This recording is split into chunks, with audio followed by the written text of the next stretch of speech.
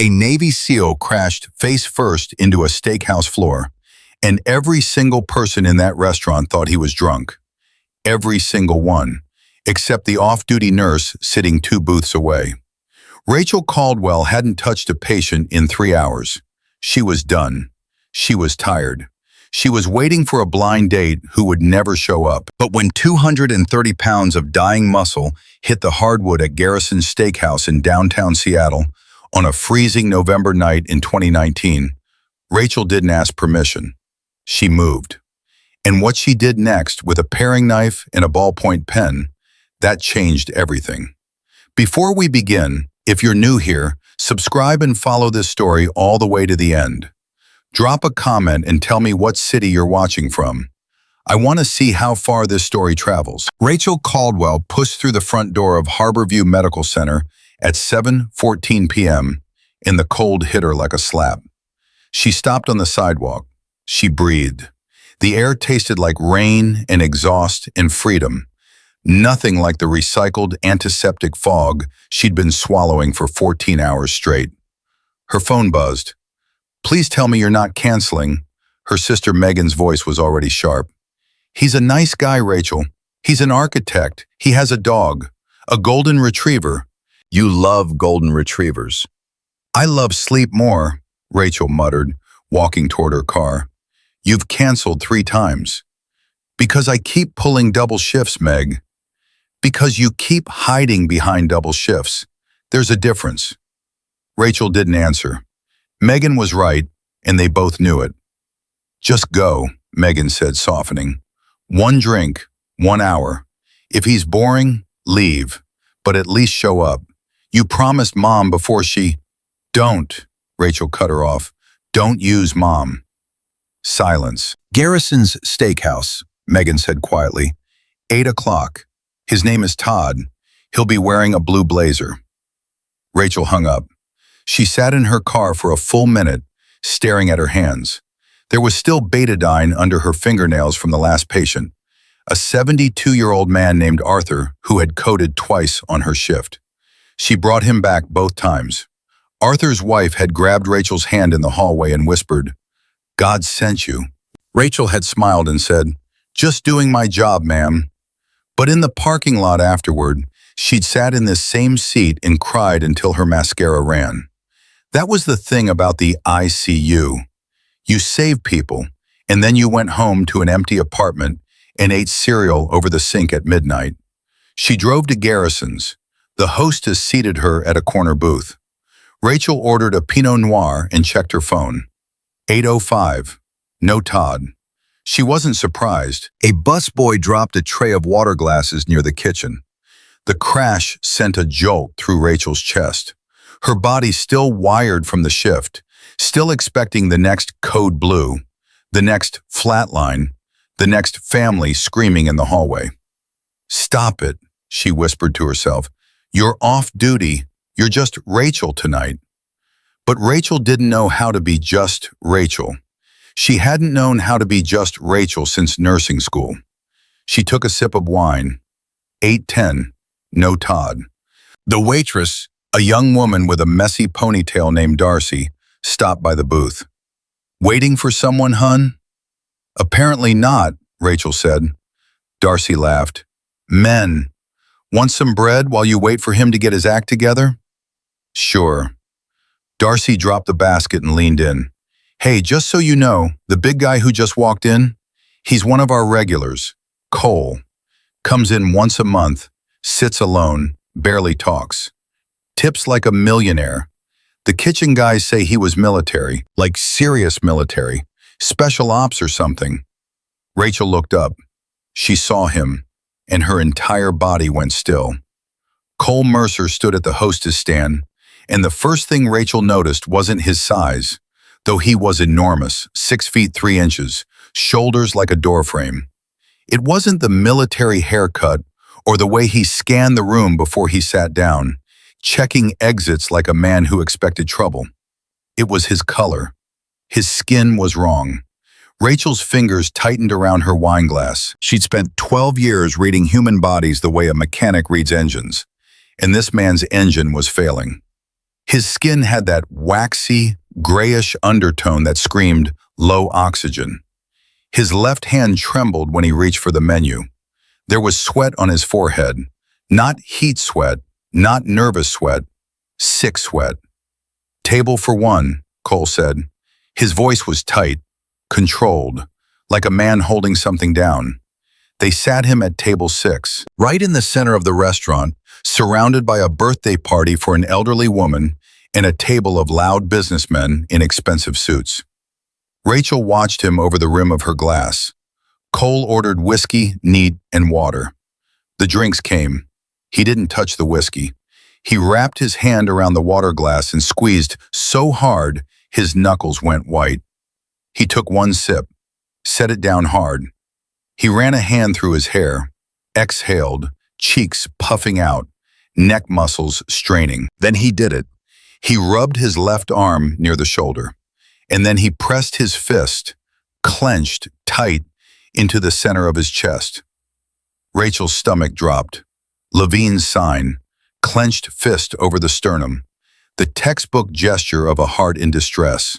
She'd seen it 1,000 times in the ER, and it never meant anything good. "No," Rachel whispered. "Not tonight, please, not tonight." She set down her wine. Cole closed his eyes. He tried to take a deep breath, and Rachel could see his neck muscles bulging with the effort. He wasn't breathing. He was wrestling for air, and he was losing. Nobody noticed. The birthday table sang, "Happy birthday!" The businessmen howled at a joke. Darcy carried a sizzling fajita platter past table 6 without a glance. A man was dying in the middle of a crowded restaurant, and the whole world was laughing. Rachel slid her legs out of the booth. Cole's eyes open, wide, terrified, unfocused.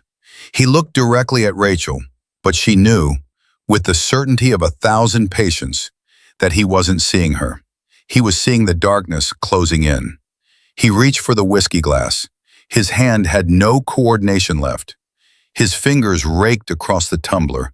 It hit the floor and exploded. The restaurant went quiet for one heartbeat. "Whoa, easy there, buddy." One of the businessmen, a red-faced guy in a pinstripe suit, laughed nervously. "Starting the party early, huh?" Cole didn't respond. He placed both hands flat on the table and pushed himself up. He got halfway to standing, 230 pounds of raw muscle rising like a wall, and then his legs quit. He didn't stumble. He didn't stagger. He dropped. The sound was something Rachel would never forget. Dead weight hitting hardwood. A deep, sickening thud that vibrated through the floor and up through her boots. He took the tablecloth, the silverware, the candle, everything crashing down on top of him. Someone screamed. Rachel didn't think. She vaulted over the side of her booth. Her wine glass shattered on the floor behind her. She sprinted 15 feet across the restaurant, her boots skidding on spilled whiskey. She hit her knees beside him. "Call 911!" she shouted, and her voice cut through the panic like a blade. "Now, tell them we have a male down, unresponsive, not breathing." 2 waiters rushed in, trying to grab Cole's arms, trying to lift him. "Stop! Do not move him!" Rachel barked. "Back up! Give him space!" She grabbed his shoulder. It was like grabbing concrete. "Sir, can you hear me? Sir!" She dug her knuckles into his sternum, a sternal rub, painful enough to wake anyone who wasn't truly gone. Nothing. She rolled him onto his back. His face was frozen in a mask of agony. His lips were already turning blue-gray. Rachel pressed 2 fingers against his carotid artery, right under the jawline. She held her breath. 1 second, 2 seconds, 3. Silence. No pulse. No kick against her fingertips. Nothing. "He's coded," Rachel said. The hospital words came out before she could stop them. Darcy was standing over them, shaking, phone in her hand. Is he dead?" "He's in cardiac arrest," Rachel said. Her voice was calm now, flat, clinical. The lonely, exhausted woman who wanted a steak and a glass of wine was gone. Nurse Caldwell was in control. Darcy, listen to me. I need the AED, the defibrillator. Does this restaurant have one? I, I think so. Maybe in the manager's office, I'm not. Find it. Run. Darcy ran. Rachel pointed at the businessman who'd laughed. The pinstripe suit. You, get down here, now. The man, Greg Hollis, mid-50s, soft hands, terrified eyes, stared at her. Me? I'm an accountant. I don't care if you're the President of the United States, Rachel snapped. She ripped open Cole's Henley, buttons popping, scattering across the tile. Get on his left side. When I say go, you push on his chest. Hard, fast, center of the chest. You know the song, Stayin' Alive? Push to that beat. Go. She tilted Cole's head back, checked his airway. Clear. She pinched his nose, sealed her mouth over his, and blew. His chest rose, barely. The resistance was enormous, like blowing into a locked room. Something's wrong, Rachel muttered. Go, Greg. Push. Greg interlocked his hands and started compressions. He was clumsy and scared, but he had weight behind him. 1, 2, 3, 4. Rachel kept her fingers on the carotid. She felt the artificial pulse from Greg's compressions. Mechanically, it was working. But Rachel was staring at Cole's chest, and what she saw made her blood run cold. Scars. Everywhere. A jagged keloid running down his right rib cage. Shrapnel, maybe. A star-shaped puckered wound near his collarbone. A bullet, no question. Surgical scars. Old stitches. This man's body had been torn apart and put back together more times than she could count. But it wasn't the scars that terrified her. It was the sound. Every time Greg pushed down, Cole's chest made a noise. Not the crack of ribs, which was normal in CPR. A wet, squelching crunch. In his neck veins, Rachel looked at his jugular. Distended, bulging like thick cords. Even lying flat on the floor, his veins were popping out of his neck. Stop, Rachel commanded. Greg froze, panting, sweat dripping from his nose. What? You said keep going. I said stop. Rachel put her ear to Cole's chest. The restaurant was chaos, screaming, dishes clattering, phones ringing, but she needed to hear. Left side, silence. Complete silence. Right side, a faint, distant wheeze. She tapped on his chest. Left side, hollow, like knocking on an empty drum. She felt his throat, his trachea, his windpipe was shifted to the right, deviated. Rachel sat back on her heels. Oh God, she whispered. What? Greg demanded. What is it? This isn't a heart attack. Then what the hell? If you keep pumping his chest, you're going to kill him. Greg yanked his hands back like he'd touched a hot stove.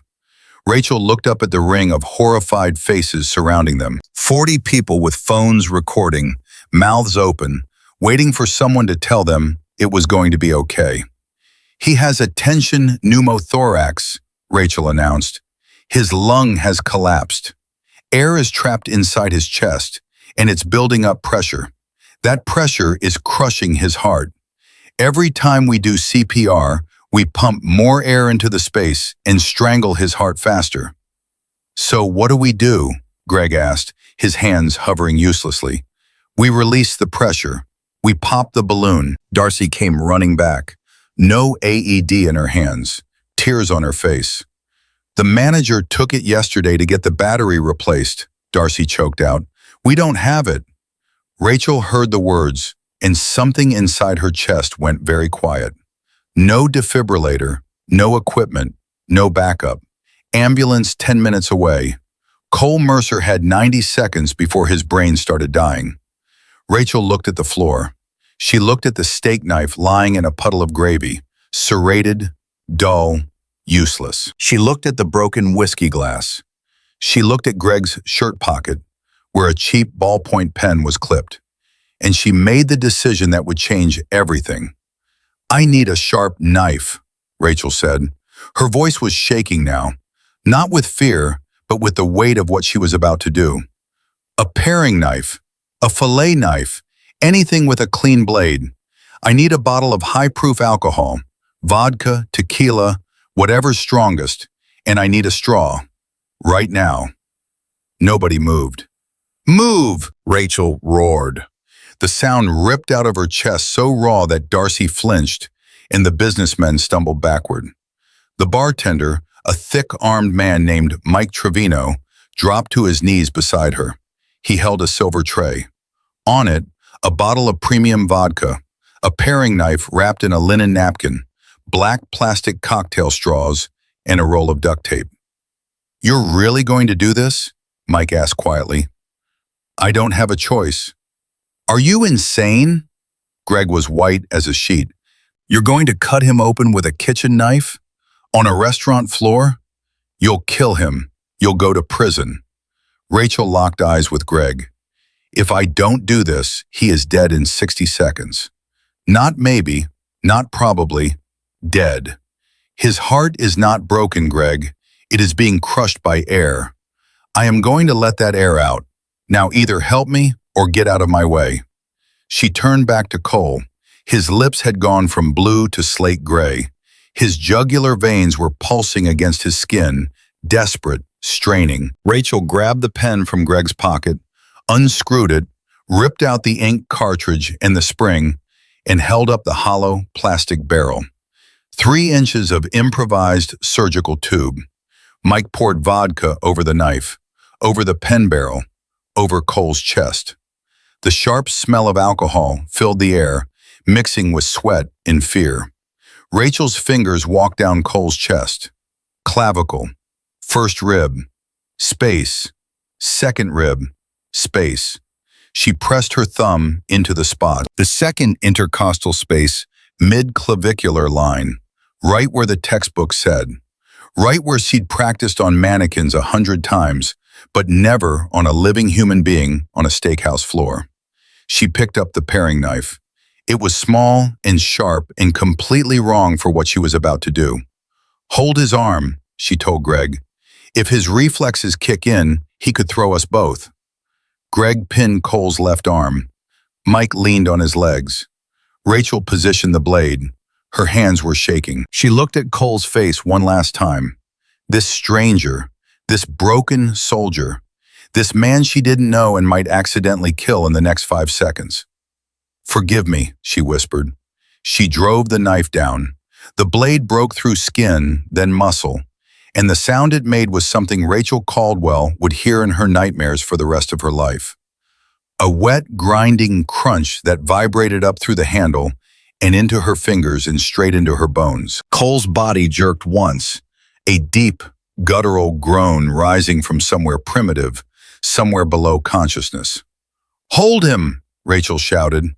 Greg threw his weight across Cole's left arm. Mike pinned his legs. Rachel didn't stop. She twisted the knife 90 degrees. Not cruelty, geometry. The hole had to stay open. Blood welled up, dark, sluggish, almost black. That color meant his oxygen was nearly gone. She dropped the knife and grabbed the hollow pen barrel. She doused it in vodka. Her hands were slick with blood and alcohol and sweat, and the plastic tube almost slipped through her fingers. "Come on," she muttered. "Come on, come on." She pushed the pen barrel into the incision, past the muscle, deeper. She felt layers of tissue resist, then give, then a pop, like puncturing a sealed drum. And then the sound came, a violent, sustained hiss, like someone had opened an emergency valve on a pressure tank. Trapped air rushed out through the tiny plastic tube with so much force that Rachel felt it against her hand, warm and wet. "What the hell is that?" Greg whispered. "That's the air that was killing him," Rachel said. Cole's chest deflated visibly. The grotesque bulging of his neck veins collapsed in seconds. His face, which had gone from blue to slate gray to something Rachel didn't want to name, shifted. Color crept back in. Not healthy color, but living color. Rachel pressed her fingers to his carotid artery. Nothing. No! she hissed. Don't you do this. She waited. 1 second. 2. Thump, weak, faint, like a door being knocked on from very far away. Thump, thump, stronger.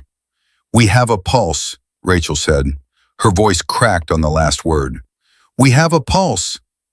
A ripple of applause broke out behind her. Someone cheered. Someone was crying.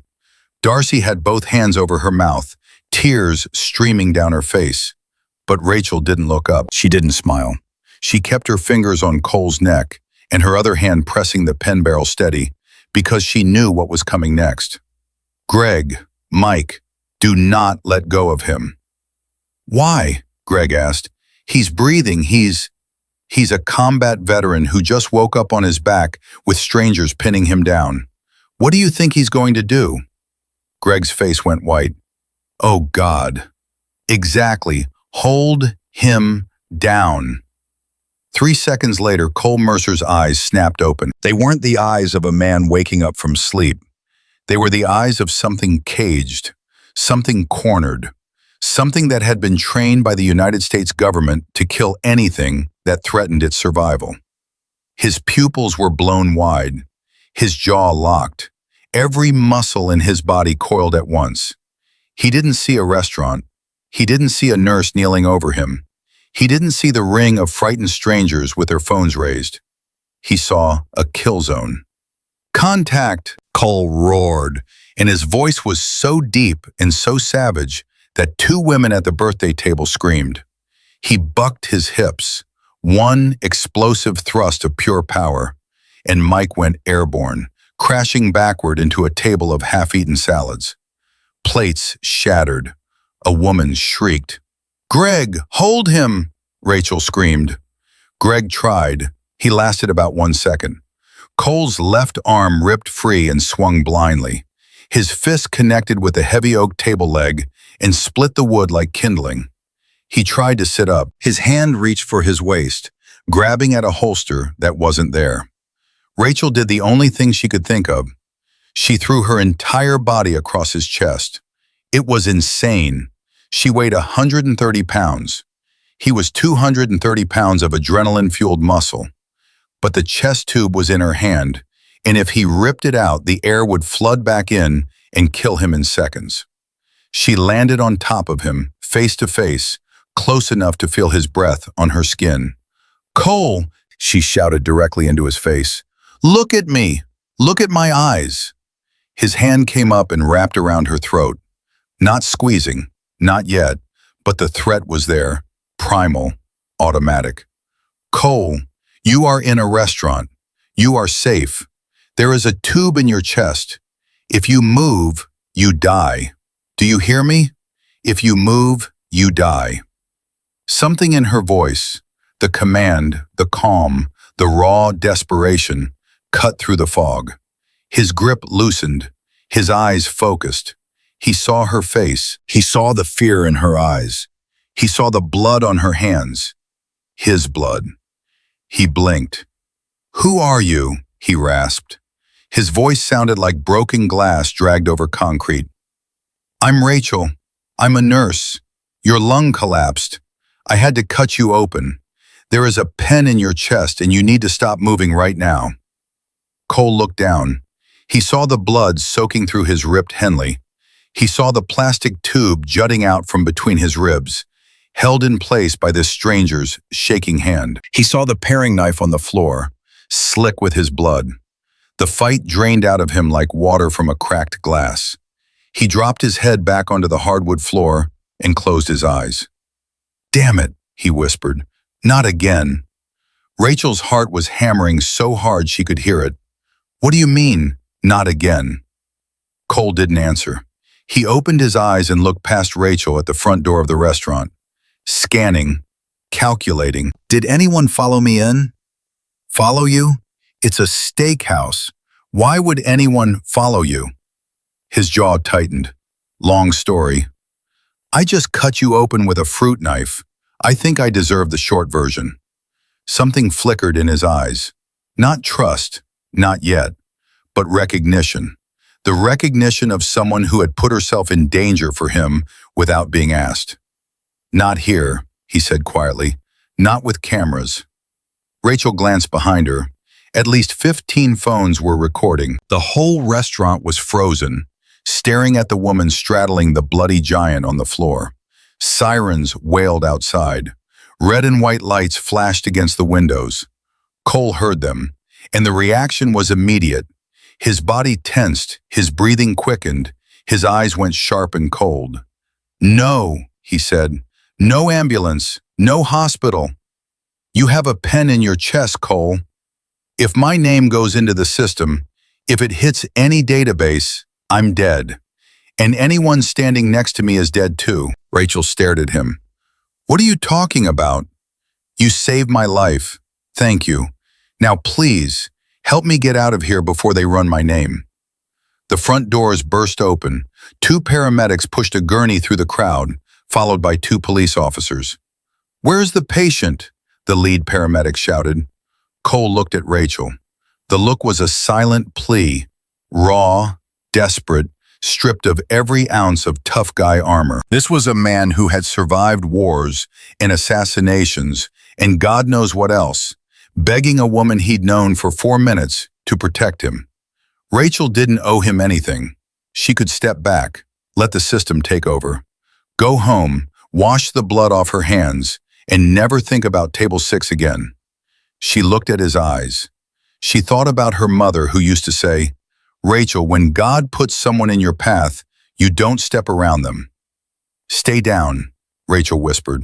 "Trust me." The paramedic, a guy Rachel knew from countless trauma calls named Danny Miller, dropped his kit beside them. He looked at the pen sticking out of Cole's chest. He looked at the vodka bottle. He looked at Rachel. "Holy mother of," Miller breathed. "Caldwell? Is that you?" "Hey, Miller," Rachel said, keeping her voice steady. "Tension pneumo, improvised decompression. He's stable but needs a real chest tube and a CT." Miller shook his head slowly. "You did this with a pen and a paring knife. You're out of your mind, Caldwell. Remind me to never make you angry." He turned to Cole. "All right, sir. Let's get you loaded up. I'm going to need your name for the paperwork." Cole's hand found Rachel's wrist under the blanket Miller was draping over him. He squeezed once. Hard. "He doesn't have ID on him," Rachel said. The lie came out smooth and fast, surprising even herself. "I checked his pockets for medical alert information. Nothing. Just cash." Miller raised an eyebrow. "John Doe, then. We'll sort it at the hospital." One of the police officers stepped forward, notepad out. "Ma'am, did you witness what happened? Do you know this man?" "He's a friend," Rachel said. Another lie. Easier this time. "We were meeting for dinner. I'm riding with him." "Ma'am, the ambulance is for—" "I'm an ICU nurse at Harborview, and I just performed an emergency thoracostomy on this man's chest with restaurant utensils. I'm riding with him, or I'm filing a complaint with your captain about delayed medical access. Your call." The officer blinked. He stepped aside. As they loaded Cole onto the gurney, Rachel noticed something on the floor beneath the booth where Cole had been sitting. His phone. It must have slid out during the fall. The screen was cracked, but it was lit. A notification glowed. Rachel bent down and scooped it up. She slid it into her jacket pocket before the officers could see. She glanced at the screen for a split second. A text message from an unknown number. "They found the leak. Burn everything. Run." Rachel's stomach turned to ice. She climbed into the ambulance without looking back. In the ambulance, Miller worked fast. Oxygen mask, IV line, monitoring. Cole's vitals were stabilizing, but his blood pressure was too high, and his oxygen saturation kept dipping. Rachel sat on the bench across from him. She should have been watching the monitors. Instead, she was watching Cole's face. Even sedated, even broken, he didn't look peaceful. His jaw was clenched. His eyes moved behind his lids. Whatever he was seeing in there, it wasn't rest. His hands shot out and grabbed her wrist. Rachel flinched. His eyes were half open, glassy, floating between consciousness and whatever dark place the drugs were pulling him toward. 1, 1, 9, 9, 3, 0, 5, he mumbled. What? Rachel leaned closer. Remember the numbers. 1199305? Cole, what does that mean? But he was gone again, his grip loosening, his head rolling to the side. Miller glanced over. He say something? Just mumbling, Rachel said. Probably the morphine. But she repeated the numbers in her head, over and over, branding them into her memory. 1199305. They reached Harborview in 7 minutes. The trauma team was waiting. They wheeled Cole straight into Trauma 1, the bay reserved for the ones who were circling the drain. 30-something male, John Doe, tension pneumothorax, field decompression performed with a, Miller paused, looking at the chart, ballpoint pen, stable but hypertensive, improvised thoracostomy by Nurse Caldwell, who is apparently some kind of psychopath. Dr. Nathan Parrish, the attending trauma surgeon, snapped on his gloves and looked at the pen protruding from Cole's ribs. Then he looked at Rachel, who was standing by the door in her blood-soaked sweater. Caldwell, Dr. Parrish said, "This is yours?" "I didn't have options, doctor." "You did this on a restaurant floor." "With a paring knife and a ballpoint pen, yes." Parrish stared at her for 3 full seconds. Then he turned to the team. "Get this pen out. 32 French chest tube going in. Full panel, CT, tox screen. And someone get me this man's identity. We don't treat ghosts." Rachel stepped into the hallway. Her legs were shaking. She leaned against the wall and pressed her palms against her eyes. She had just performed surgery with kitchen tools on a stranger's chest in front of 40 witnesses. She had lied to paramedics. She had lied to police. She had stolen a patient's phone. She reached into her pocket and pulled it out. The cracked screen stared back at her. She remembered the numbers. 1199305. She typed them in. The phone unlocked. Rachel's thumb hovered over the screen. She told herself she was looking for emergency contacts, next of kin, someone to call. She opened the text thread. The message was still there. "They found the leak. Burn everything. Run." She scrolled up. "Cole, I have the drive. The files are encrypted, but I have proof of the carbon extraction. It wasn't a rescue. It was an execution." Another message, same unknown number. "Do not go home. They have a team at your apartment. The cleaner is Viper. You know what that means." And another, "Disappear, Cole, or you're a dead man." Rachel's hands were trembling so hard the phone nearly slipped from her fingers. Carbon extraction, execution, cleaners, Viper. This wasn't a medical emergency. This was something so far beyond a collapsed lung that Rachel's brain couldn't fully process it. She was holding evidence of something enormous in her hand, something that people were willing to kill for, something that had already killed. The locker room door swung open. Rachel shoved the phone into her bra and spun around. Julie Reeves, the charge nurse, stood in the doorway. Julie was Rachel's closest friend at Harborview. 10 years working side by side, godmother to Rachel's niece. But right now, Julie looked like she'd seen a ghost. "Rachel, what are you doing in here?" "I was just, there are men here looking for your patient."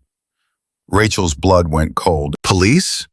They showed badges, Homeland Security. Julie stepped closer and dropped her voice. "But Rachel, they didn't check in at the front desk. They didn't go through security. They walked straight to Trauma 1 like they knew exactly which bay he was in." "Where are they now?" "They're in the room. They kicked Dr. Parrish out.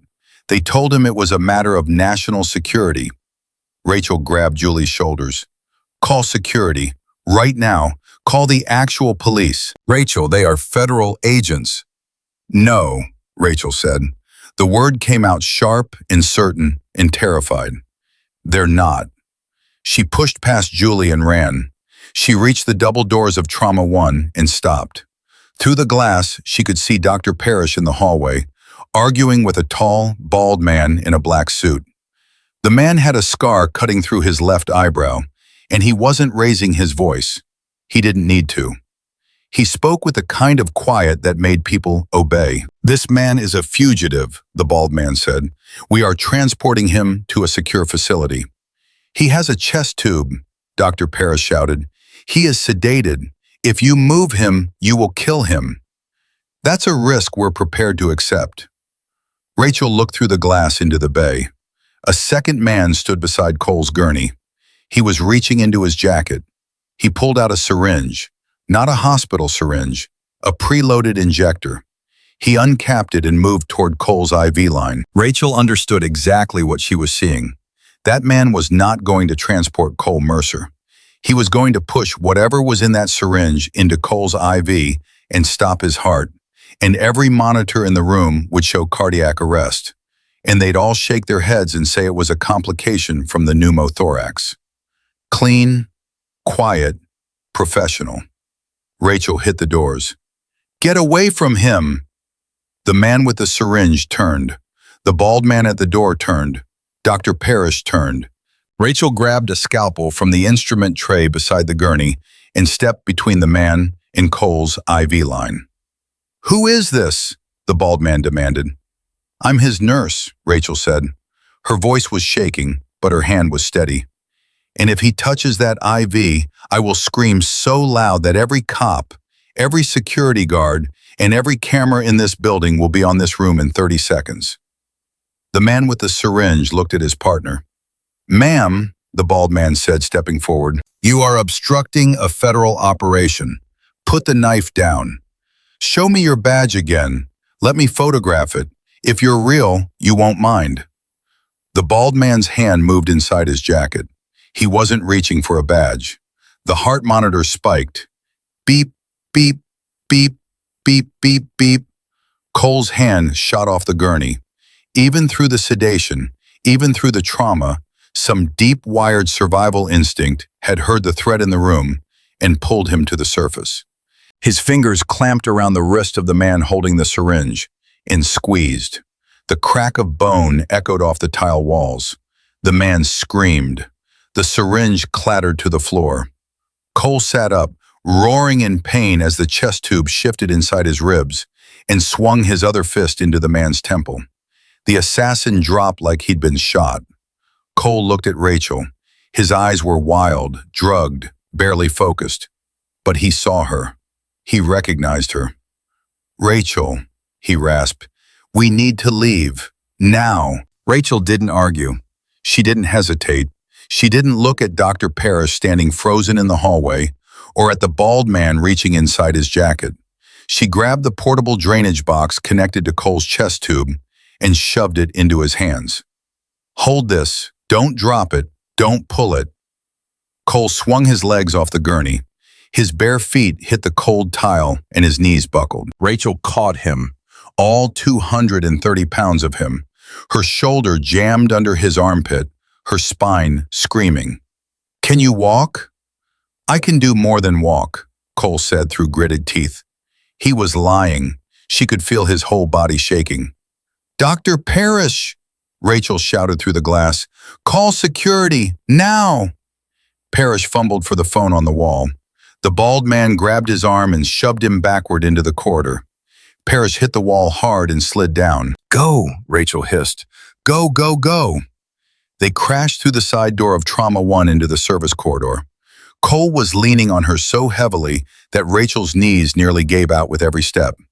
His hospital gown was flapping open. Blood was seeping from the IV sites he'd ripped out. The drainage box sloshed against his hip. "Left," Rachel gasped. "Service elevator is left." Behind them, a door slammed open. Footsteps. Fast. The bald man's voice echoed down the corridor. "Lock down the exits. He's mobile. The woman is helping him." Cole's grip tightened on Rachel's shoulder. "How many exits does this hospital have?" 4 main ones, 2 emergency, 1 loading dock, 1 staff garage. They'll cover the main exits first. Where's the garage? Basement level 2. My car's down there. They'll have someone on it. You got a better idea? Cole coughed. Blood flecked his lips. Not even a little bit. They reached a linen closet. Rachel yanked it open and pulled out scrub pants and a white lab coat. Put these on. Fast! Cole braced himself against the wall. His hands were shaking so badly he couldn't get the pants past his knees. Rachel dropped down and pulled them up for him, trying not to think about the fact that she was dressing a half-dead stranger in a hallway while assassins hunted them. Lab coat, she said, holding it open. He pushed his arms through. She buttoned it over the blood-soaked hospital gown, over the chest tube, over the drainage box he was clutching against his ribs. You look terrible, Rachel said. You should see the other guy, Cole said. The ghost of a smile crossed his face, and then it was gone. They reached the service elevator. Rachel swiped her badge. The light turned green. The doors opened. Inside, an orderly was pushing a cart of meal trays. He was young, maybe 22, earbuds in, bobbing his head to music. He looked at Cole, pale, sweating, holding a plastic box of bloody fluid, and then at Rachel. Rachel smiled. Dr. Peterson ate the cafeteria fish. I'm taking him to his car before he gets worse. The orderly pulled out one earbud. That bad? Trust me, Cole muttered, leaning against the wall. You don't want details. Rough night. The orderly put his earbud back in. The elevator descended. Rachel watched the numbers. Lobby, B1, B2. The doors opened. The parking garage was cold and quiet. Rachel stepped out first, scanning. Her Subaru was in row C, maybe 60 feet away. The ramp to the street was on the far side. Which one? Cole asked. His combat brain had switched on again. Despite the drugs, despite the pain, he was reading the space like a battlefield. Silver Subaru, row C, 60 feet. Give me your keys. You can barely stand. I'm not driving. I need the panic button. Rachel handed him the fob. They moved. Rachel under Cole's arm, half carrying him. Their footsteps echoed off concrete. 40 feet, 30, 20. Headlights exploded to life at the bottom of the exit ramp. A black SUV, engine running, blocking the way out. Cole shoved Rachel behind a concrete pillar so hard she bit her tongue. A half-second later, the windshield of a Honda, 3 feet away, shattered inward. 2 soft pops, suppressed gunfire. He's here, Cole said. His voice had changed. The pain was still there, but it was buried now, locked in a box somewhere deep inside his training. Viper doesn't miss twice. We have about 10 seconds before he repositions. Cole, you don't have a weapon. You have a plastic box of your own blood. I have something better. I have a distraction. He held up the key fob. When I hit this, your car alarm goes off. He turns toward the noise. You run to the car. Driver's seat. Engine on. Do not wait for me. I'm not leaving you in a parking garage with a man who's trying to kill you. You're not leaving me. I'm drawing his fire. I'll circle back. You can barely breathe. Rachel, he looked at her. For 1 second, the soldier disappeared, and she saw the man underneath, exhausted, grateful, scared. Trust me, being shot at is the only time I feel normal. He pressed the button. The Subaru erupted, horn blaring, lights flashing, the alarm screaming off the concrete walls. The strobing headlights turned the garage into a disorienting chaos of light and shadow. The shooter's silhouette turned toward the noise. Cole broke cover. He didn't run toward the car. He ran away from it, deeper into the garage, shouting, "Over here! Come finish it, you coward! Come get the last loose end!" 2 more suppressed shots. Concrete chips exploded near Cole's head. He dove behind a dumpster, dragging the drainage box with him. Rachel ran. She kept low, scrambling between parked cars, her boots slipping on oil-stained concrete. She reached the Subaru, ripped the door open, and threw herself into the driver's seat. Key in the ignition. engine roaring to life. She looked in the rearview mirror. The shooter was advancing on the dumpster. Cole was pinned. The man raised his weapon, moving with the calm precision of someone who killed people for a living. Rachel's foot found the gas pedal. She didn't think about what she was doing. She didn't weigh the consequences. She shifted into reverse and floored it. The Subaru shot backward, tires screaming, engine roaring. The shooter turned at the last second, eyes wide behind his balaclava, and dove sideways.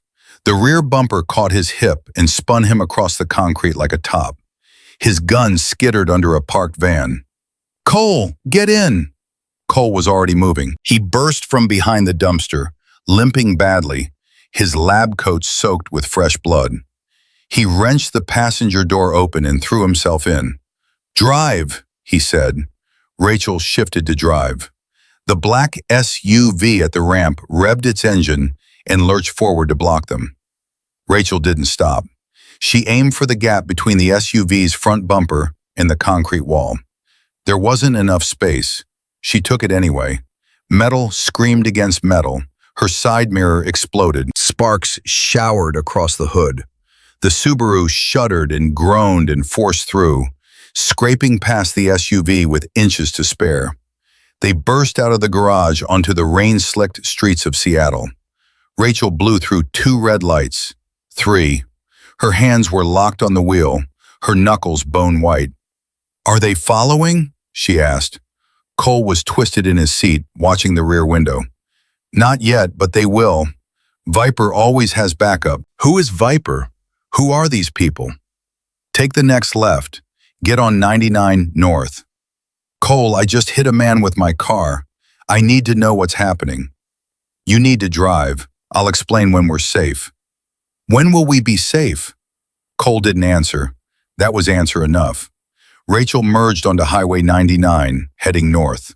The rain was coming down hard now, hammering the windshield. She checked the mirror every 3 seconds. Every pair of headlights behind them made her stomach clench. "There's blood on your seat," Cole said quietly. "I don't care about the seat." "No, my blood. On your seat." He shifted and Rachel heard him wince. "The tube is still in, but I think I tore something when I was running." "Let me pull over." "No, keep driving. I've had worse." "You've had worse than a collapsed lung and a pen in your chest?" "Once in Fallujah, I got stabbed with a screwdriver and still had to swim 2 miles to the extraction point. The pen is an upgrade." Rachel almost laughed. Almost. "Where are we going?" Cole reached into the pocket of the lab coat. He pulled out a crumpled steakhouse napkin. He must have grabbed it from the gurney. Numbers were scrawled on it in shaky handwriting. "Bainbridge Island. There's a safe house. Take the ferry." "A safe house? You have a safe house?" "Standard operating procedure. You never operate without a fallback." "Cole, I'm a nurse. I don't have a fallback. I have a Subaru with a missing side mirror and a man bleeding on my passenger seat." He looked at her. Despite everything, the pain, the drugs, the men trying to kill him, something warm flickered in his eyes. "You're doing better than most operators I've worked with." "That's not comforting." It wasn't meant to be. They reached the Bainbridge Island ferry terminal at 10:47 p.m. Rachel parked in the darkest corner of the cargo hold. The engine off, the heater dying, the rain drumming on the roof. Cole was fading. The adrenaline crash had hit, and it had hit hard. His skin was clammy. His breathing was shallow and fast. His pulse, when Rachel checked it, was thready and racing. "You're going into shock," Rachel said. "I need to get you somewhere I can work." 20 minutes, Cole murmured. 20 minutes to the dock, then 10 minutes to the house. "Can you make 30 minutes? I made it through BUD/S. I can make 30 minutes. "What's BUD/S? SEAL training, 6 months of hell. They drown you, freeze you, starve you, break you. And if you quit, you ring a bell and it's over." "Did you ever want to ring the bell?" Cole's eyes were closed. His breathing was slowing. For a terrible moment, Rachel thought he was coding again. Then he spoke.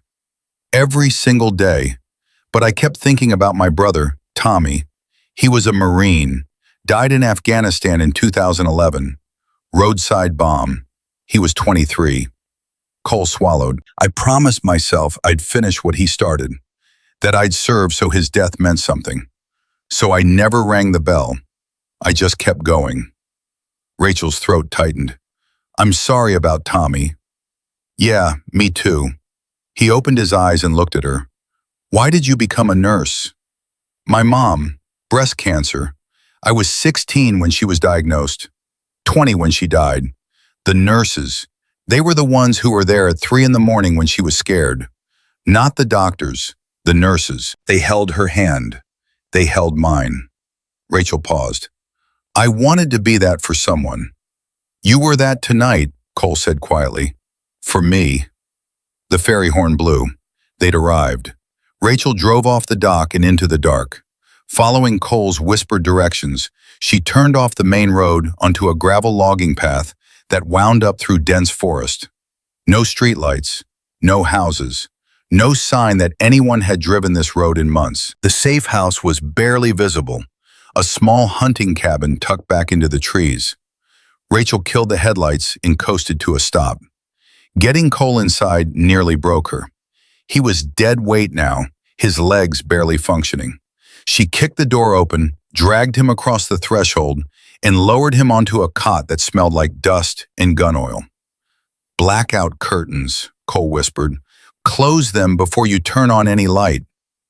Rachel found the heavy drapes and yanked them shut. She clicked on a small lamp.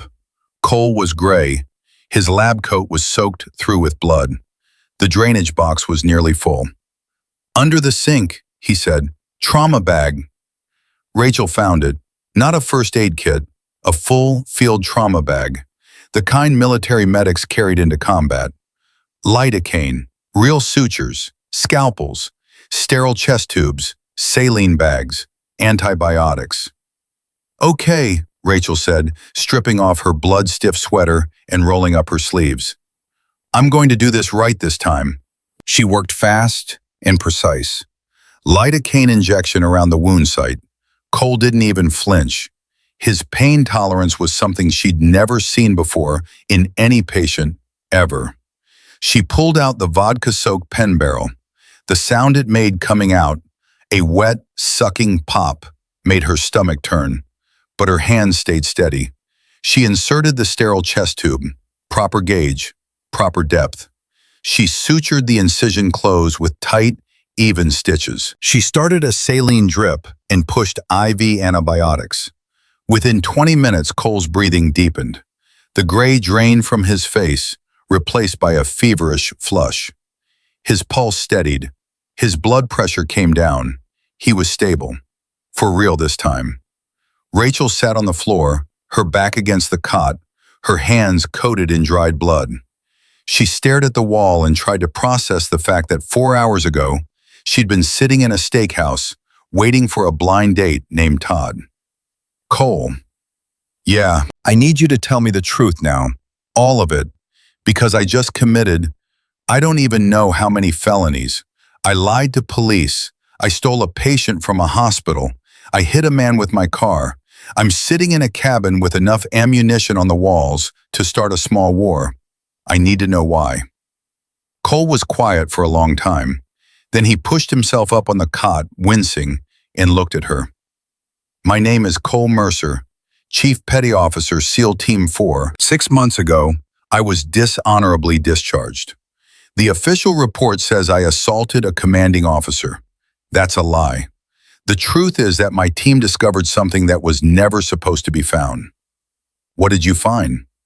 A weapons pipeline, American weapons, Stinger missiles, anti-tank systems, classified ordnance being funneled directly to insurgent groups. Not captured, not stolen, deliberately handed over. By who? General Raymond Holt. Rachel stopped breathing. Raymond Holt. The Raymond Holt? The one who was just on CNN last week talking about national security? Joint Chiefs of Staff. third most powerful military official in the United States. He's been selling weapons to the people our soldiers are dying to fight. My team found the proof. We recorded a handoff in a compound in Kabul.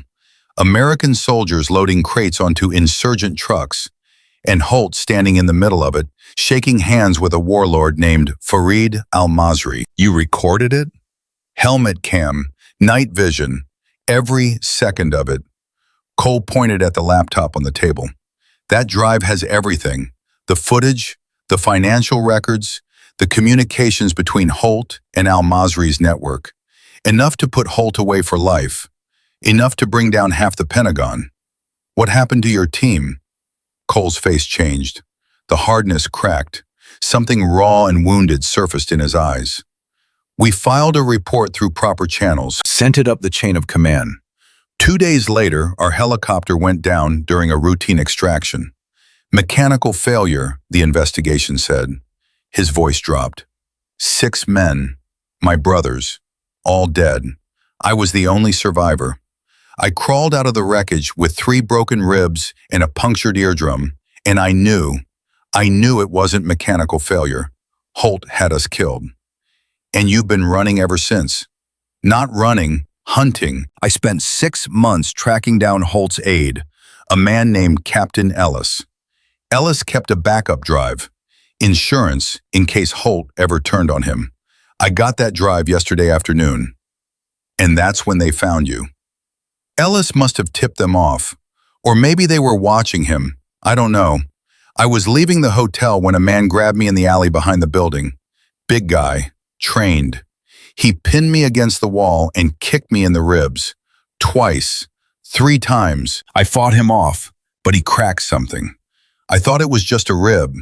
I didn't know the lung was perforated until I sat down at table 6 and couldn't breathe. Rachel pulled his phone from her pocket and held it up. I read your messages. Cole looked at the phone. He didn't look angry. He looked relieved. Then you know what Viper is. A cleaner, a hitman, working for Holt.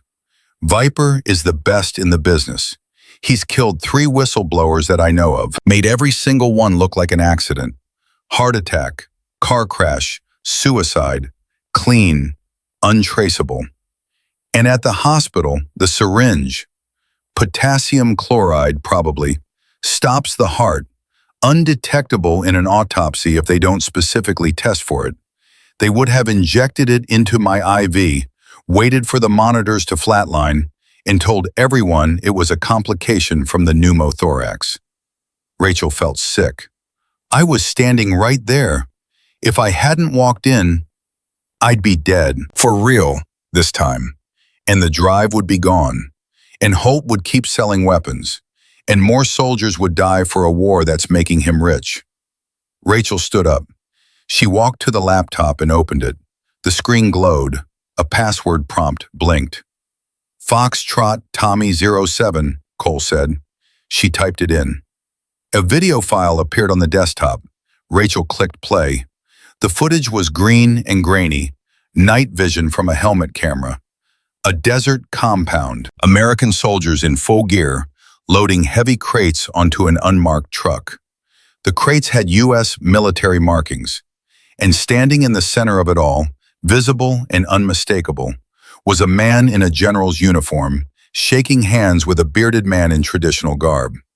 That's Holt, Cole said from the cot, and that's Fareed al-Masri, the man responsible for the deaths of 47 American service members. Rachel watched the video. Her hand was over her mouth. This is real as the pen you stuck in my chest. She closed the video. Below it was a folder. Financial records, wire transfers, communications, enough evidence to dismantle an empire. If we upload this, Rachel said slowly, your life is over. You'll never be safe. My life ended when that chopper went down. I've been a ghost for 6 months. I'm just tired of haunting. And if we don't upload it, then Holt wins. My team died for nothing.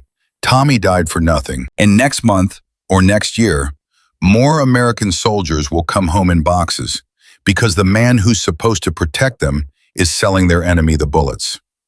Rachel stared at the screen. She thought about her mother. She thought about the nurses at 3 a.m. She thought about the oath she'd taken. Not the nursing oath, but the deeper one, the human one. The one that said you don't look away when someone is bleeding. How do we upload it? Cole told her. A secure drop. Encrypted servers connected to the New York Times, the Washington Post, CNN. Designed for whistleblowers. Untraceable. Rachel set it up. Her fingers hovered over the enter key. Once I press this, there's no going back. For either of us. I know. I had a normal life 4 hours ago, Cole. I know. A boring, lonely, exhausting, beautiful, normal life. Rachel, you don't have to do this. She looked at him. Lying on a cot in a hunting cabin, stitches in his chest, blood on his hands, fighting to stay conscious. A man who had lost his brother, his team, his career, his name, and was still fighting. Not for himself, for them, for the ones who couldn't fight anymore. Rachel pressed enter. The progress bar appeared. Uploading. 10%, 20, and then, through the silence of the woods, she heard it. The crunch of tires on gravel. Not one vehicle, several. Getting closer. Cole heard it too. His eyes snapped open. He reached for the shelf beside the cot and grabbed a pistol. He checked the magazine with hands that suddenly weren't shaking at all. How long does the upload take? He asked. Rachel looked at the screen. Maybe 5 minutes. Cole looked at the door. Then he looked at Rachel. We don't have 5 minutes. Cole was off the cot before Rachel could speak. The pistol was in his right hand. His left hand pressed against the chest tube, holding it steady. The color that had returned to his face was already draining again. But his eyes were sharp and cold and absolutely alive. Kill the lamp, he said. Rachel reached for the switch. The room went dark. The only light was the laptop screen glowing on the table, the progress bar crawling forward. 30%. How did they find us? Rachel whispered. The phone. Your phone. If they pulled the hospital security footage and got your name, they'd have your cell carrier in minutes. Cell towers pinged your location, the whole drive. Rachel's stomach dropped. I didn't even think. It's not your fault. You're a nurse, not a spy. But we're out of time. Cole moved to the window and pulled the blackout curtain back half an inch. 4 vehicles. 2 blocking the road in, 2 coming up the gravel. 12 men, maybe more. Cole, you can barely stand. I don't need to stand. I need to hold a door for 5 minutes. He looked at her. The upload. Can you move the laptop? It's on Wi-Fi from a satellite modem. If I unplug the modem, we lose the connection. Then the laptop stays, and we stay with it. 35%. Cole checked the pistol's magazine. 9 rounds, plus 1 in the chamber. 10 total. Against 12 men. I've had worse odds. You keep saying that. Because it keeps being true. He moved to the shelf and grabbed a second magazine. 14 more rounds. He shoved it into the pocket of his blood-stained lab coat. Then he picked up the flare gun and held it out to Rachel. You know how to use this? Point and pull the trigger. Close enough. Don't waste it. 1 shot. Make it count. Rachel took the flare gun. It was heavier than she expected. Her hand was shaking. She squeezed the grip hard enough to stop the tremor. 40%. The crunch of boots on gravel reached them through the walls. Not rushing, methodical, surrounding the cabin from all sides. Cole! Rachel's voice was barely a whisper. I'm scared. Good. Scared means you're paying attention. He positioned himself beside the doorframe, his back flat against the wall. When they come through, stay behind the cot. Stay low. No matter what happens, you do not leave that laptop until the upload hits 100%. What if they... No matter what happens, Rachel. 45%. A voice from outside, amplified, calm, terrifyingly controlled. Cole Mercer, this is Agent Pierce. We know you're in there. We know about the woman. Come out with your hands up, and she walks away unharmed. Cole didn't move. He didn't respond. That's Viper, he whispered to Rachel. His real name is Marcus Pierce, former CIA, went private 5 years ago. Holt keeps him on retainer for exactly this kind of problem. He said I can walk away. He's lying. The second you step outside, you disappear. They can't leave witnesses. Not anymore. Not after the hospital. Rachel pressed her back against the wall beside the cot. She looked at the laptop. 48%. Mercer, Pierce's voice again. You have 30 seconds. After that, we come in, and we won't be gentle. Cole looked at Rachel. Remember what I said about BUD/S? About how they try to break you? You said you never rang the bell. I'm not ringing it tonight either. Something hit the front door. Not a boot, a battering ram. The wood cracked but held. The cabin was old, but it was built with heavy timber, meant to survive Pacific Northwest winters. A second hit. The door frame splintered. Cole raised the pistol. The third hit blew the door inward. It flew off its hinges and crashed onto the floor. Cold air and the smell of pine and rain flooded in. Behind the door, a flashbang grenade arced through the darkness. Down, Cole shouted. Rachel threw herself flat behind the cot. She clamped her hands over her ears and squeezed her eyes shut. The explosion was like being inside a lightning strike. White light burned through her eyelids. The concussion wave hit her chest and stole her breath. A high-pitched ringing drilled into her skull, drowning everything. Cole had turned his face away and shielded his eyes. He'd been through flashbangs before. His body knew the rhythm. 2 seconds of blindness, 4 seconds of disorientation, then the window closes and the shooters pour in. He didn't wait for his vision to clear. He fired into the doorway by memory. Bam! Bam! 2 shapes crumpled. A third man came through the side window, smashing through the glass. Cole spun and fired. The man dropped, his rifle clattering across the floor. Cole! Rachel screamed. Her hearing was coming back in waves, muffled, then sharp, then muffled again. Stay down, 55%. 2 more men rushed the door, stepping over their fallen teammates. Cole fired twice more. 1 man jerked backward. The other dove behind the overturned table, firing blindly. Bullets punched through the cabin wall above Rachel's head. She pressed her face into the dusty floor and felt splinters rain down on her back. Cole's slide locked back. Empty. He dropped the magazine, slammed in the fresh one, and racked the slide in one fluid motion that took less than 2 seconds. Rachel had never seen anything like it. Muscle memory so deep it functioned independent of thought, of pain, of fear. The man behind the table popped up. Cole put 2 rounds into his center mass. The man collapsed. 60%. Silence. The kind of silence that presses against your eardrums. Rachel lifted her head. 5 men were down in and around the doorway. Cole was still standing, his back against the wall, breathing in short, ragged gasps. Blood was running down his left side from the chest tube site. You're bleeding again, Rachel said. I know. Cole. I know, Rachel. She crawled to the laptop. 62%. The progress bar was crawling like it was mocking them. How many are left? She asked. At least 7, maybe more. They're regrouping. They won't rush the door again. Cole ejected the magazine, counted the rounds, slammed it back in. 12 rounds left. Rachel, I need you to listen to me. I'm listening. There's a crawl space under this cabin, hatches in the bathroom floor. If they breach the walls, you take the laptop and you go through that hatch. There's a trail behind the cabin that leads to the water, a 1/4 mile. There's a kayak hidden in the brush.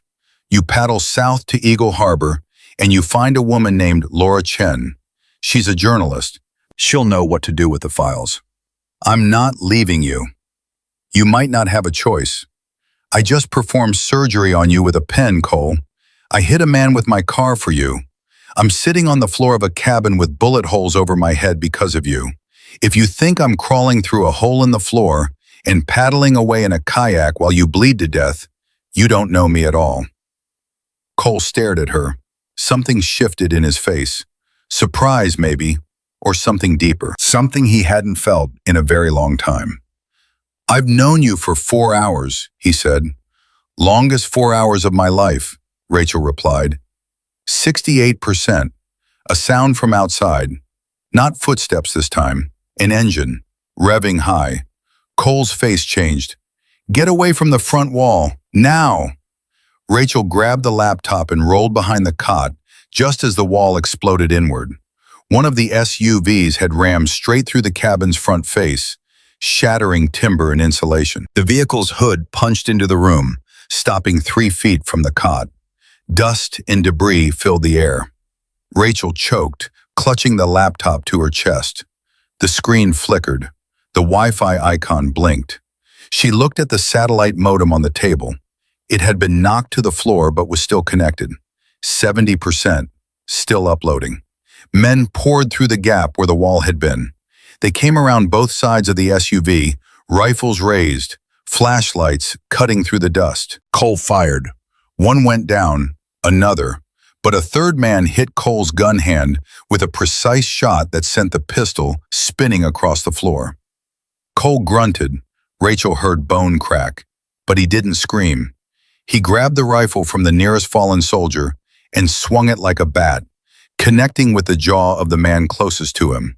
The man's head snapped sideways and he crumpled. 2 more swarmed Cole from behind. One wrapped an arm around his throat. The other drove a fist into his chest, directly into the wound site. This time Cole screamed, a raw animal sound that Rachel felt in her own ribs. "No!" Rachel lunged forward, but a hand grabbed her ankle and dragged her backward. She kicked. Her boot connected with something soft, a face, a throat she didn't know. The grip released. She scrambled behind the cot again, the laptop still in her arms. 75%. Cole was on the ground. 2 men were pinning him. A third kicked him in the ribs, the same ribs that had been cracked in the alley, the same ribs Rachel had cut through with a paring knife 3 hours ago. Cole's body convulsed. Then the room went quiet. A pair of polished shoes stepped through the rubble. Marcus Pierce, Viper, walked in like he was entering a boardroom. His nose was swollen and crooked from where Cole had headbutted him at the hospital. Dried blood crusted his upper lip, but his eyes were calm, patient, professional. He looked down at Cole, pinned and bleeding on the floor. Then he looked at Rachel, crouched behind the cot with a laptop and a flare gun. "You must be the nurse," Pierce said. Rachel didn't answer. She gripped the flare gun tighter. "I have to admit," Pierce continued, stepping over a fallen soldier, "you've caused more problems tonight than most trained operatives cause in a career. A thoracostomy with a ballpoint pen. Impressive.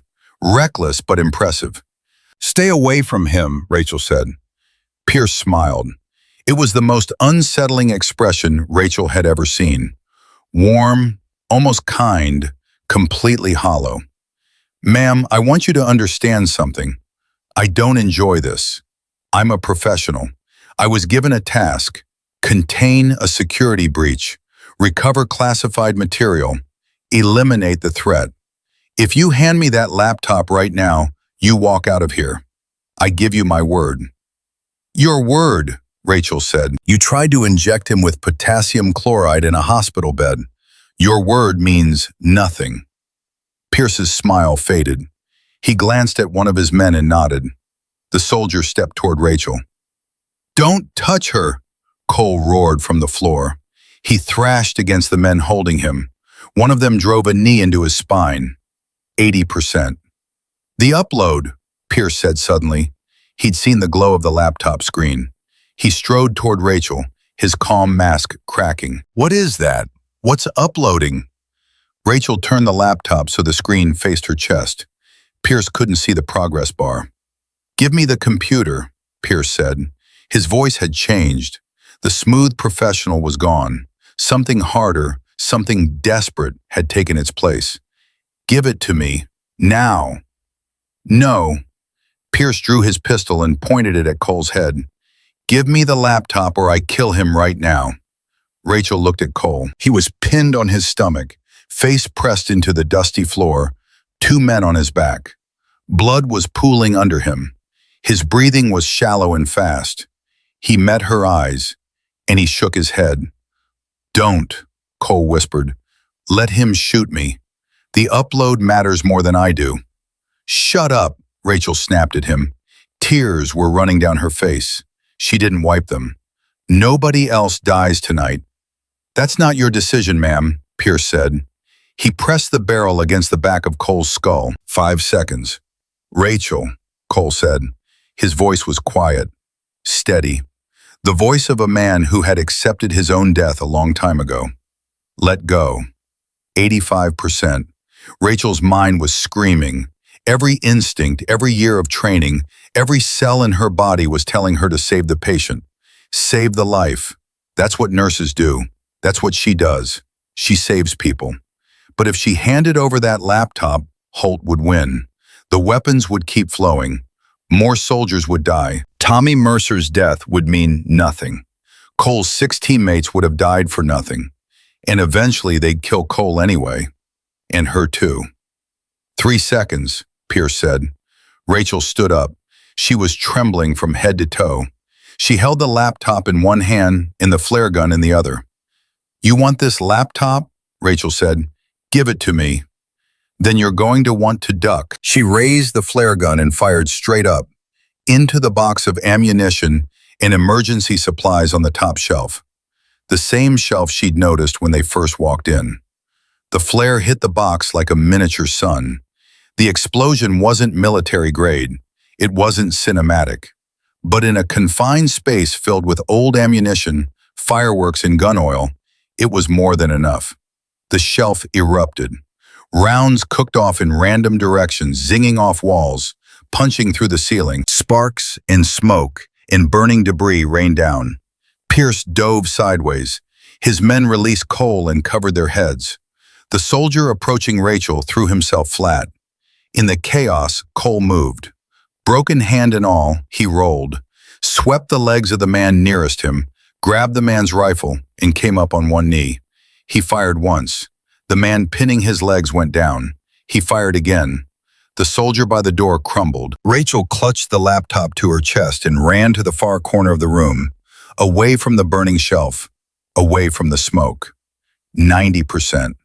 Pierce recovered fast. He came up with his pistol and aimed at Cole.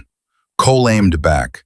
2 men, 5 feet apart, both bloody, both beaten, both locked in the same killing stare. "It's over, Pierce," Cole said. "Look at your phone." Pierce's phone was vibrating in his pocket. It had been vibrating for the last 30 seconds.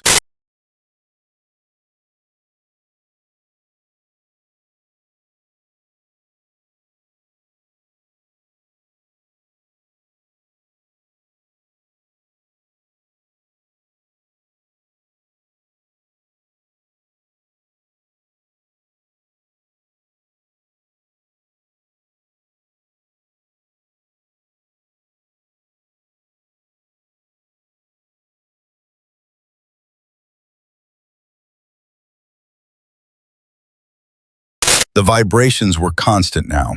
Calls, messages, alerts. The world was already reacting. 99. Pierce's gun hand lowered 1 inch. Then 2. 100, Rachel whispered. "Upload complete." Cole didn't blink.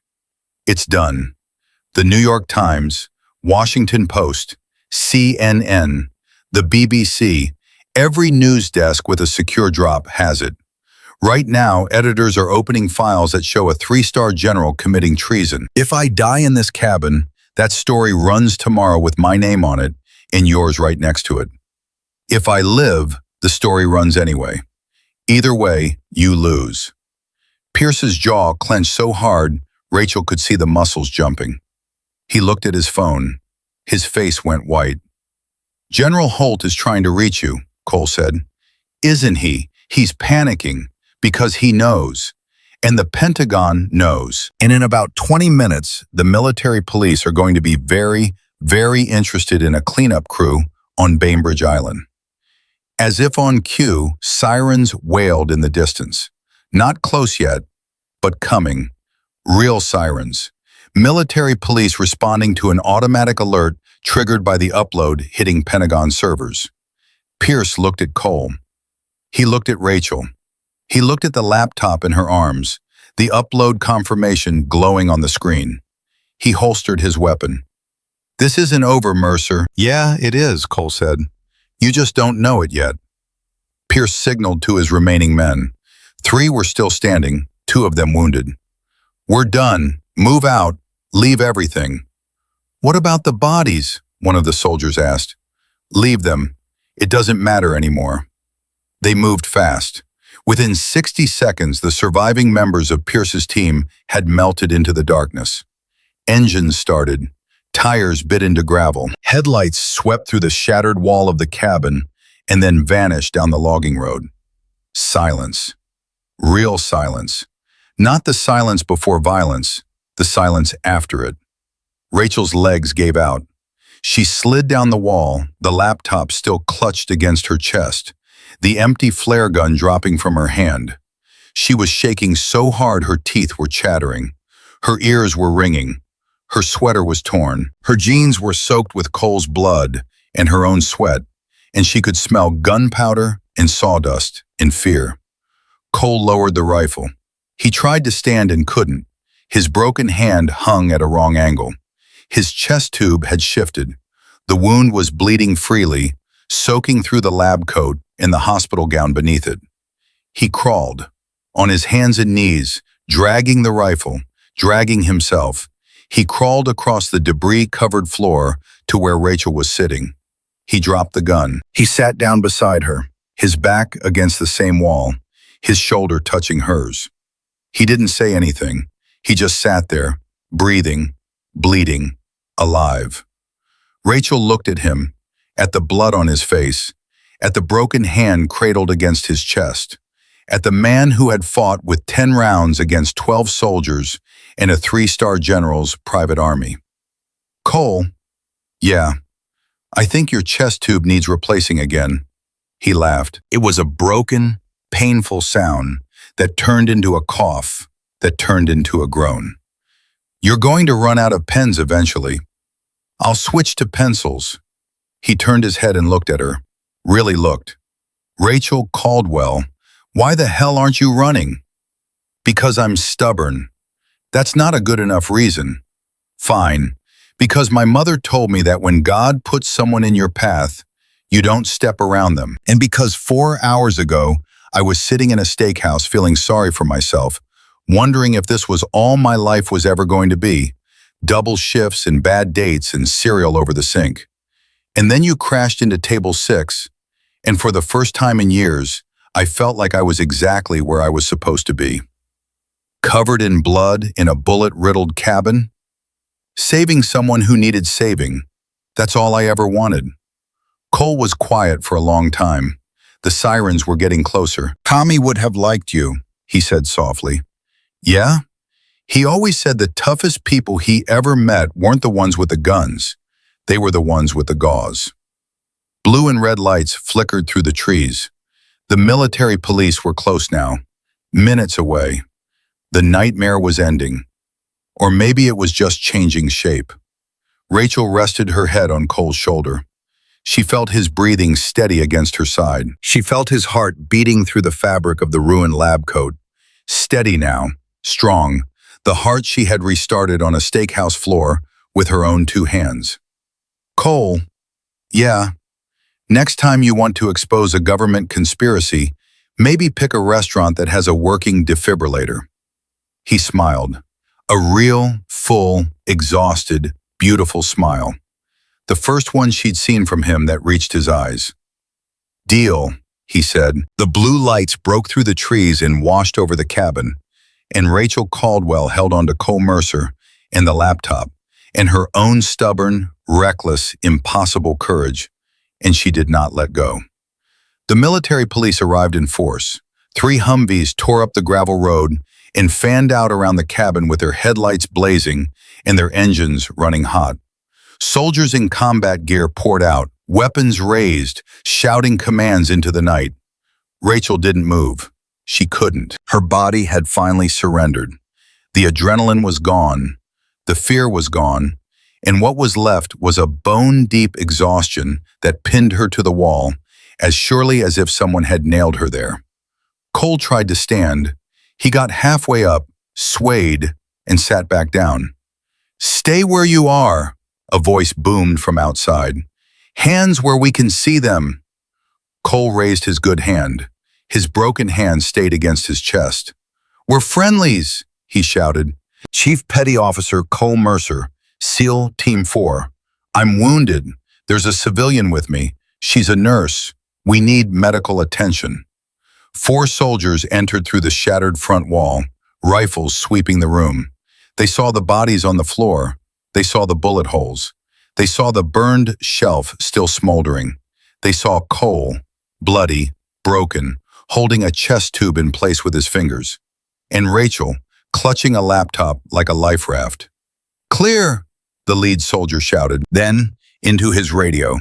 "We have 2 survivors, multiple casualties. We need medics up here now." A young lieutenant stepped forward. He looked at Cole, then at Rachel, then at the devastation around them. "Sir, what the hell happened here?" "Long story, Lieutenant," Cole said. "Short version, General Raymond Holt has been committing treason, and the proof just went live to every newsroom in America." The men on the floor work for a private contractor named Marcus Pierce, call sign Viper, operating on Holt's orders. Pierce fled approximately 4 minutes ago, heading south on the logging road. The lieutenant stared at him. "General Holt, Joint Chiefs of Staff General Holt. That's the one." "Sir, that's a very serious allegation." "Check your phone, Lieutenant." The lieutenant hesitated. Then he pulled out his phone. Rachel watched his face change. The color drained out of it. His eyes widened. His jaw went slack. "Oh my God," he whispered. "Yeah," Cole said. "It's already out." The lieutenant looked at his sergeant. The sergeant was staring at his own phone. So was every soldier in the room. The story had broken. Whatever dam Cole had been trying to shatter for 6 months had finally burst, and the flood was everywhere. The medics arrived within minutes. 2 combat medics who took one look at Cole's chest tube and immediately started working. They cut away the blood-soaked lab coat. They stabilized the tube.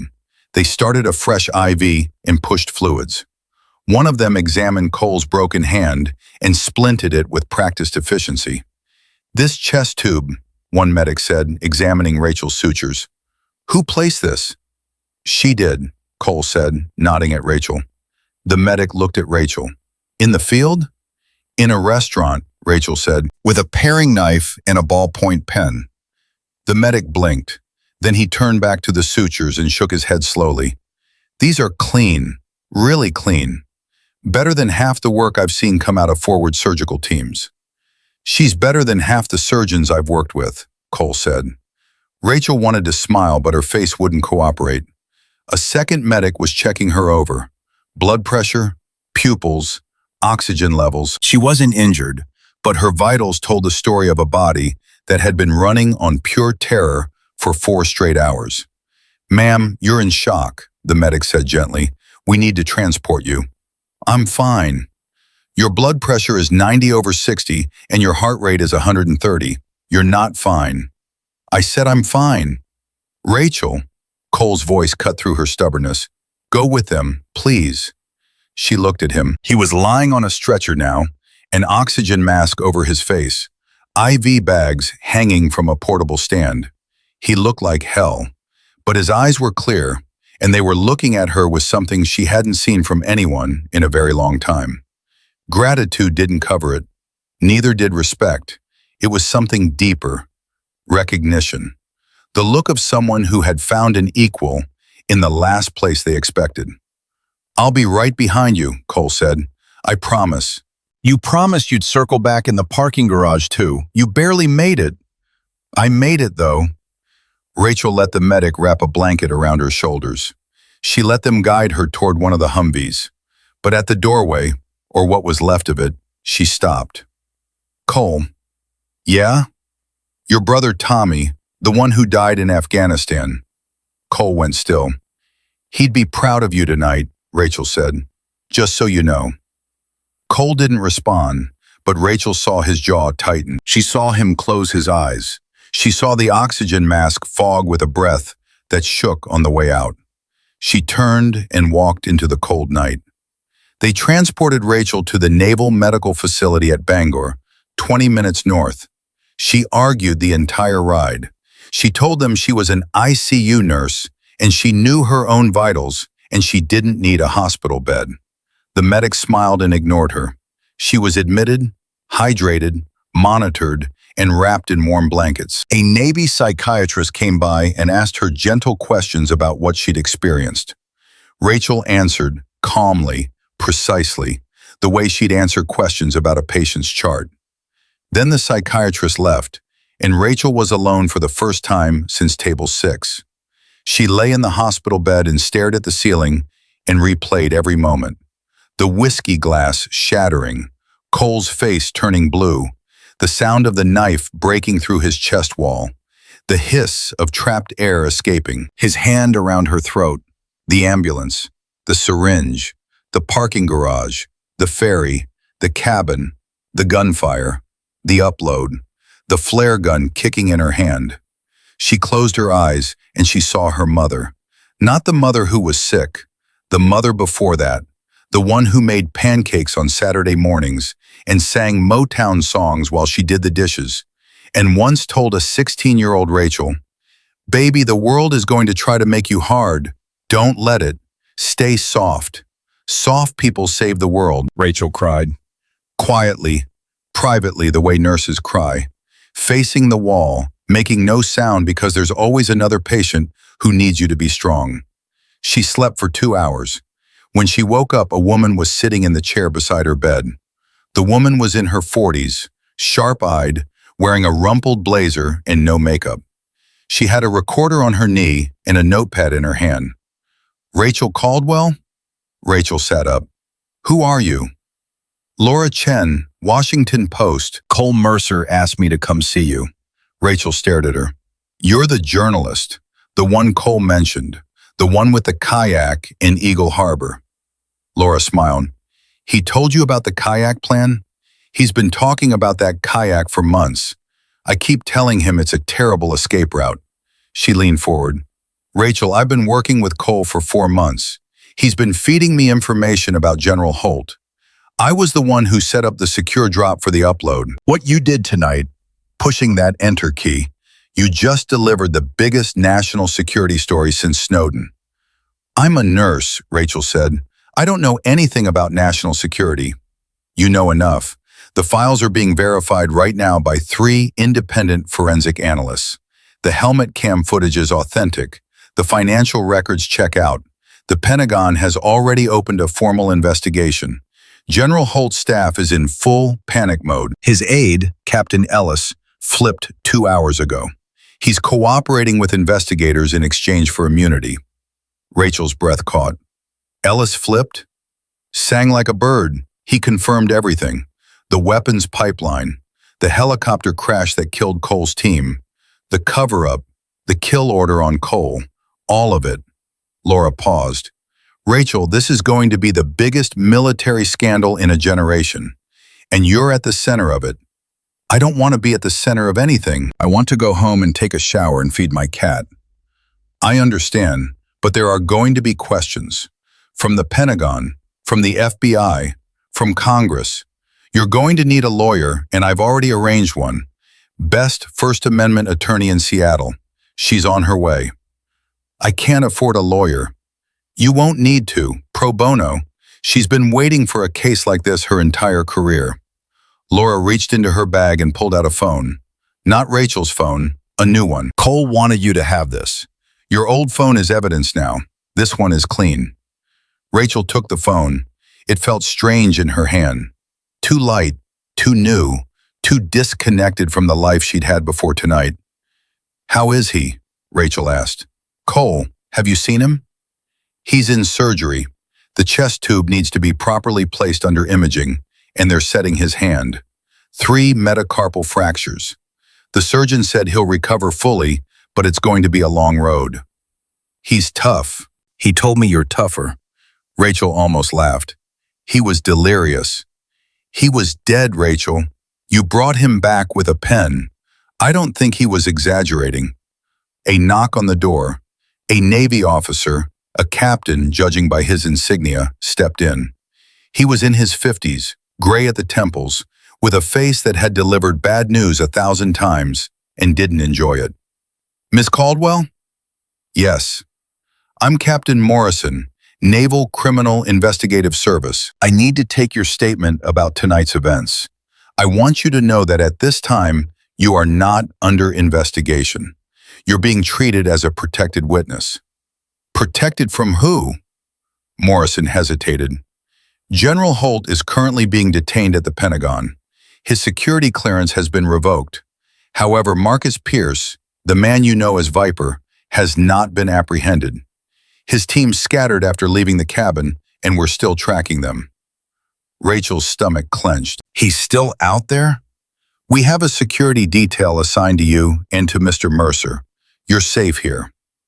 Captain Morrison, the last person who told me I was safe, was standing in a hospital, pointing a gun at a man in a bed. Forgive me if I'm not reassured. Morrison didn't argue. He respected that. Fair enough. I'll be stationed outside your door personally until we have Pierce in custody. Your statement can wait until morning. Get some rest. He left. Laura squeezed Rachel's hand and followed him out. Rachel was alone again. She picked up the new phone and dialed the only number she knew by heart. Megan answered on the second ring. Hello? Who is this? It's me. Rachel, where are you? I've been calling you for hours. Your phone is going straight to voicemail. Todd said he went to the restaurant and you weren't there, and there was police tape everywhere, and someone said a man collapsed and... Rachel, what happened? Meg, I'm okay. You don't sound okay. I'm in a military hospital. What? I'm fine. I'm not hurt. But I need you to listen to me and not interrupt. Can you do that? You're scaring me. I know. I'm sorry. Meg, I saved a man's life tonight. In the restaurant. He collapsed and I performed emergency surgery on him right there on the floor. Oh my God. And then some very bad people tried to kill him, and I helped him escape. Rachel, and then I drove him to Bainbridge Island and stitched him up in a cabin and uploaded classified military documents to the Washington Post. Silence. Meg, I'm processing. Give me a second. A long pause. Rachel Marie Caldwell, are you telling me that you went to a blind date at a steakhouse and somehow ended up in a military conspiracy? Yes. You, the woman who won't even jaywalk. Yes. The woman who once called me crying because she got a parking ticket. Megan, I'm sorry, I need a minute. Another pause, then very quietly. Are you really okay? I'm really okay. Do you need me to come? Not tonight, tomorrow. I'll need you tomorrow. I'll be there at dawn. Megan's voice broke. Mom would be so proud of you, Rachel. Rachel pressed the phone against her forehead and squeezed her eyes shut. Yeah, I think she would. I love you. I love you too, Meg. I'll see you tomorrow. She hung up. She slept. In the morning, the world was different. Rachel turned on the television in her hospital room and saw her own face. Not a photo, security camera footage from Garrison Steakhouse, showing a woman in jeans and a blood-stained sweater kneeling over a massive man on a restaurant floor, performing chest compressions, then reaching for a knife. The chyron at the bottom of the screen read, Off-duty nurse saves Navy SEAL, exposes military treason scandal. Every channel was running the story. CNN had the helmet cam footage on loop. American soldiers loading weapons crates. General Holt shaking hands with Fareed al-Masri. The Washington Post had published a 12,000-word investigation. The New York Times had a front-page profile of Cole Mercer titled, the last man standing. And somehow, in the middle of all of it, the detail that had captured the public's imagination wasn't the treason. It wasn't the conspiracy. It wasn't the firefight on Bainbridge Island. It was the pen. An ICU nurse had saved a Navy SEAL's life with a ballpoint pen and a paring knife on a steakhouse floor. That was the story people couldn't stop talking about. That was the image that was spreading across social media like wildfire. Not the classified footage, not the political scandal, but a woman on her knees, covered in blood, refusing to let a stranger die. A knock on the door. Rachel expected Morrison, or Laura, or Megan. It was Cole. He was in a wheelchair, pushed by a young Navy corpsman. His right hand was in a cast. His chest was wrapped in bandages. An IV pole was attached to the chair. He looked like he'd been through a war, which, Rachel reflected, he had. "They wouldn't let me walk," Cole said. "I told them I was fine." "You're not fine. You have 3 broken metacarpals and a chest tube. Minor inconveniences." He looked at the corpsman. "Give us a minute." The corpsman parked the wheelchair and stepped out. Cole and Rachel looked at each other. In the harsh morning light, without adrenaline, without fear, without the urgency of survival, they were just 2 people. Tired, damaged, alive. "I watched the news," Rachel said. "Yeah, me too. They're calling me the pen nurse. Could be worse." "Could it?" "They could be calling you the flare gun nurse. That would raise more questions." Cole shifted in the wheelchair, wincing. "Rachel, I need to say something, and I need you to hear it before the FBI and Congress and every reporter in the country start pulling us in different directions. Okay?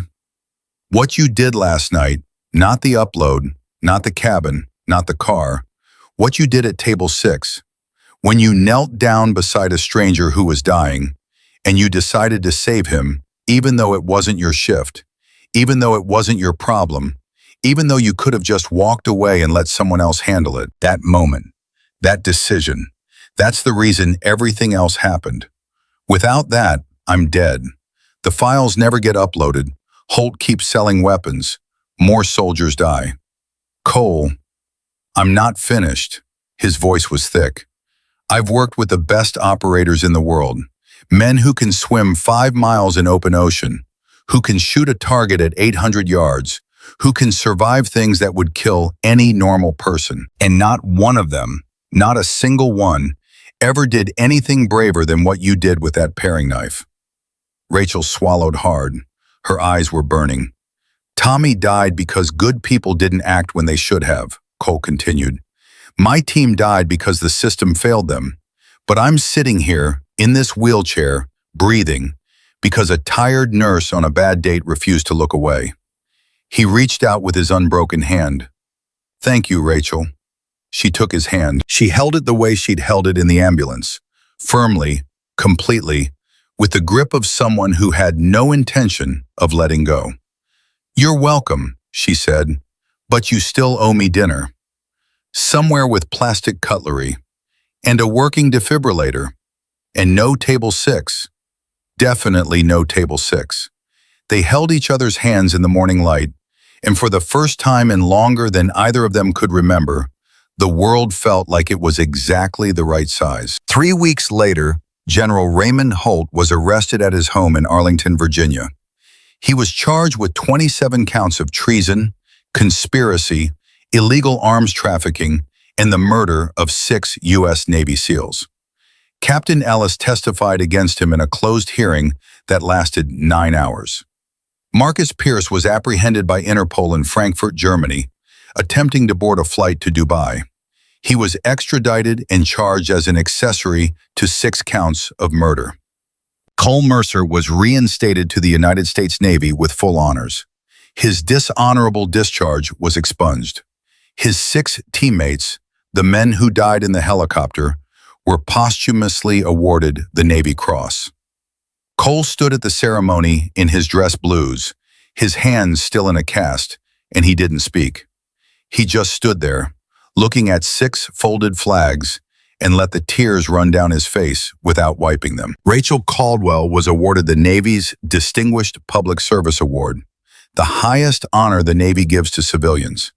At the ceremony, the Secretary of the Navy shook her hand and said, "Ms. Caldwell, what you did with that ballpoint pen is the most extraordinary act of civilian courage I've witnessed in 30 years of service." Rachel smiled politely. After the ceremony, she went home, changed into scrubs, and drove to Harborview Medical Center for a 12-hour shift. Darcy, the waitress, texted her a photo of Table 6 at Garrison's. The restaurant had put a small brass plaque on it that read, "Table 6, where courage sat down." Megan called every single day for a month. Rachel answered every time. And on a rainy Saturday evening in December, exactly 5 weeks after a Navy SEAL coded at Table 6, Cole Mercer walked into a small Italian restaurant in downtown Seattle. He was wearing a navy blue sweater. His hand was out of the cast, but still stiff. He walked slowly, carefully, the way a man walks when he knows his body has been broken and put back together and broken again. Rachel was already there, corner booth, glass of Pinot Noir. She'd arrived early this time. Cole sat down across from her. He picked up the menu. He looked at the silverware. "Plastic?" he asked. "Stainless steel, but I checked. They have a working defibrillator in the hallway." "Good enough." He reached across the table and took her hand. His grip was strong, steady, the grip of a man who had been brought back from the dead by a woman who refused to let him go. "No Table 6?" he asked. Rachel looked at the small brass number on their table. She turned it around so Cole could see it. "Table 7. "Close enough," she said. Cole Mercer smiled. Rachel Caldwell smiled back. And somewhere out there, in a world that was a little more just than it had been 5 weeks ago, a mother named Ruth Caldwell, who had loved pancakes in Motown and her daughters more than anything on earth, would have been proud. Rachel Caldwell didn't go to Garrison's Steakhouse looking for a fight. She went looking for a glass of wine and a man named Todd, who never showed up. But when a dying stranger hit the floor and every other person in that room froze, she didn't freeze. She didn't ask permission. She didn't wait for someone more qualified. She picked up a knife and a pen, and she fought for a life that wasn't hers to save. And then she kept fighting, through a hospital, through a parking garage, through a firefight, through the kind of fear that turns most people to stone. She wasn't a soldier. She wasn't a spy. She was a nurse who worked 14-hour shifts and ate cereal over the sink and missed her mother every single day. And she changed everything. Not because she was fearless, because she was present, because she saw what everyone else ignored. Because when the moment came, the moment that divides the people who act from the people who watch, Rachel Caldwell chose to act. That is the lesson of Table 6. The world doesn't need more heroes with guns. It needs more people with steady hands and stubborn hearts who refuse, absolutely refuse, to look away. If this story stayed with you, hit that subscribe button. Leave a comment and tell me, if you were Rachel, would you have picked up that knife? Would you have gotten in that ambulance? Would you have pressed enter? I'll see you in the next one.